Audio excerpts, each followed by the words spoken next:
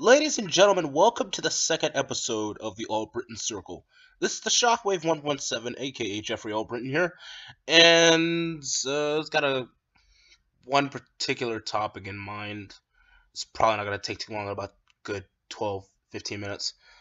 But yeah, guys, this topic today has been about the recent potential war that just came to an end because a certain Claw wrestler named Keenan Jackson Jr. has been all over Twitter, all over Facebook, and the war between RGW or whatever that freaking call company is that, to be honest, is not really relevant compared to S&W. But right now, uh, we Keenan Jackson Jr. There's a lot of things I could say for this guy. Only, see, he takes Claw far too seriously. Seriously thought all of this was just because he took all of this stuff personally. And let's be serious, his character was well beyond my expectations when he first started. When he first started, he was a phenomenal character, and he was good on the mic. But the further he got in, the further he started to slip away with the fans.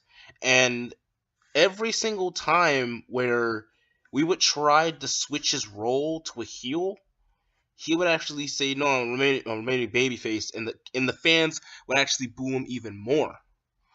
And there was a rumor that just leaked out about Kinnon Jackson Jr. potentially being the president of this alliance of called wrestlers known as the Eclipse Rocket Corporation was turned out to be true. Kinnon Jackson Jr. actually admitted it on social media.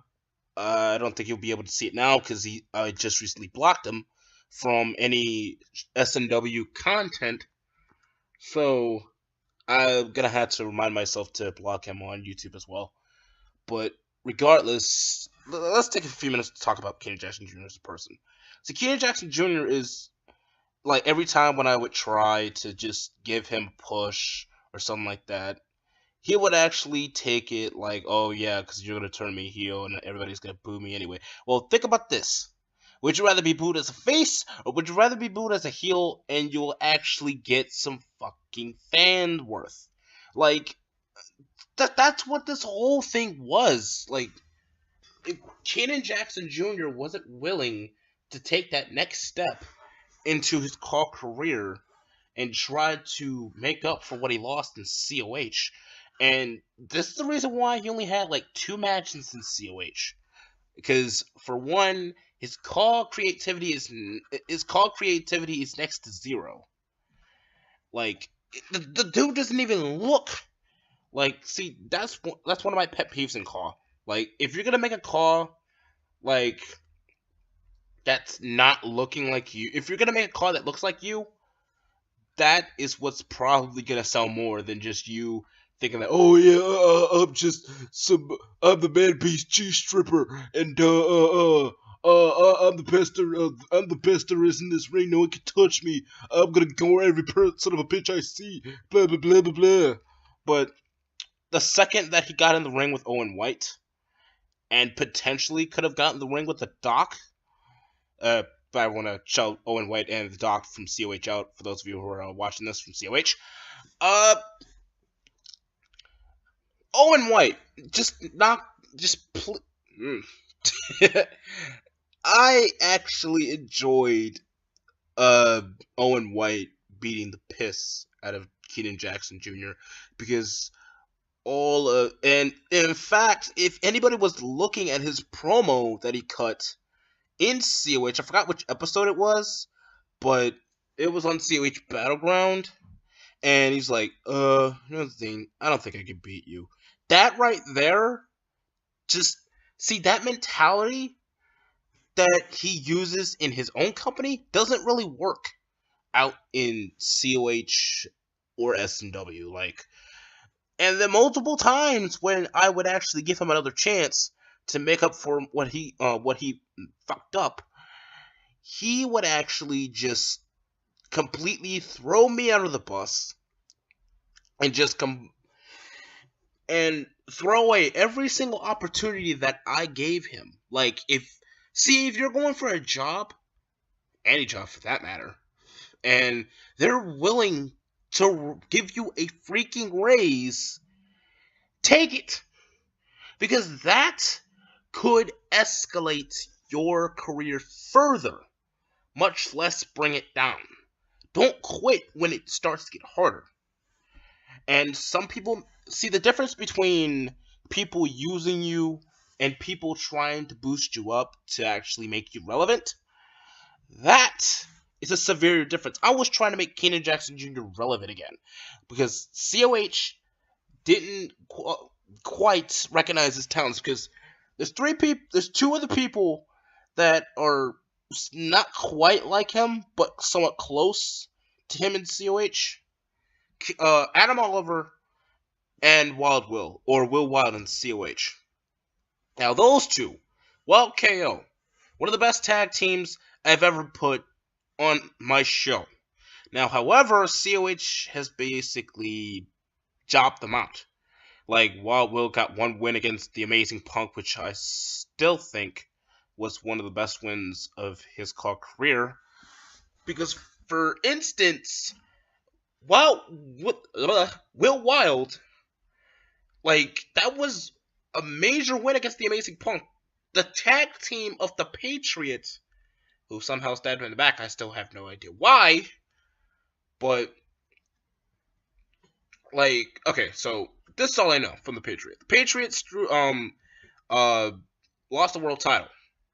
And he goes after his tag team partner. And he goes through this huge change in COH. And goes after his tag team partner. Ended his tag team partner's career in the Amazing Punk. And then goes straight after Will Wild, one of my talents. And then he was feuding with Will Wild at the moment. And then Adam Oliver showed up, beats the living crap out of the Patriot for almost a full minute, and then throws him out of the ring. Now that, my friend, is how you start your career. However, I don't even know why they turned him into a jobber within a good span of a few months. Now, I do want to point out that, don't know if Adam realizes this, but to be honest, if he wants to make his call relevant in COH, which he still could actually do, start from the bottom, work your way up to the top, like I'm doing. Like, start out with the tag team division, like I am with Trey Jeter, and then work your way up. And if you get enough fans, if you get enough like titles on your resume or something like that in COH, and if you want to go for the big boys, like Patriot, apparently was like, you're going after a world champion, and automatically just shut him off. Like, COH just jobbed him out to the Patriot not once but twice. And to be honest, don't know if that was a good move. Like, it was a ballsy move. Don't get me wrong, but like, every single person up till now that went up to the Patriot has been nothing but just dominant. Like, he just dominated the Amazing Punk. He dominated Will Wild. He dominated Adam Oliver. Like, and right now, it's not looking good for Adam Oliver if he doesn't just stay in the tag team division. Like, but at the same time, I wouldn't mind seeing Adam Oliver getting that win over not the Amazing Punk, good God. I wouldn't mind seeing Adam Oliver beating the Patriot and getting his first legitimate win. That would actually boost up Adam Oliver's character and spike ratings super high, because I'm not the only one that actually thinks that Adam Oliver should actually beat the piss out of Patriot, because we all know that if Patriot loses to Adam Oliver, do you know how big of a pop that would be in Call Wrestling? Not just that, in like not just in COH but in CAW. It's huge. Like, he would do something that no other man would be able. Well, besides Caleb Blair, would be able to do.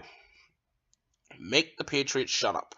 Like, a lot of people in COH wants to make the Patriot shut up because he's so hated as a character, and I kind of see why. Because the losing a world championship makes you go through psychological things, like a whole lot of topics. And to be honest, I would rather, if anybody would ask me if I would rather be Patriot or Kinnon Jackson Jr., I would definitely be Patriot in a heartbeat. Reasons why? Because he has a goal. Regardless of how he does it, he has a goal. Like being the best in the company, being the best in COH. Whether I agree with this character or not, Patriot wants to be a two-time world champion. Wanted to be the first ever two-time world champion, but somebody already got that. By the name of Ray Geddes, and I would actually want to do an episode with Ray Geddes, not whether in person or whether as just a topic. But yeah, but for those of you who are thinking me and Keenan Jackson are going to war, no, because Keenan Jackson Jr., to be honest, and this is just me as a car owner, if anybody has enough brains to put Keenan Jackson Jr. out of call, that would definitely be a good idea. Because to be honest, the man just doesn't have it all up in there just to make it in this call business. But thank you for watching, and hopefully I get to see you in another episode of the Albritton Circle. See ya.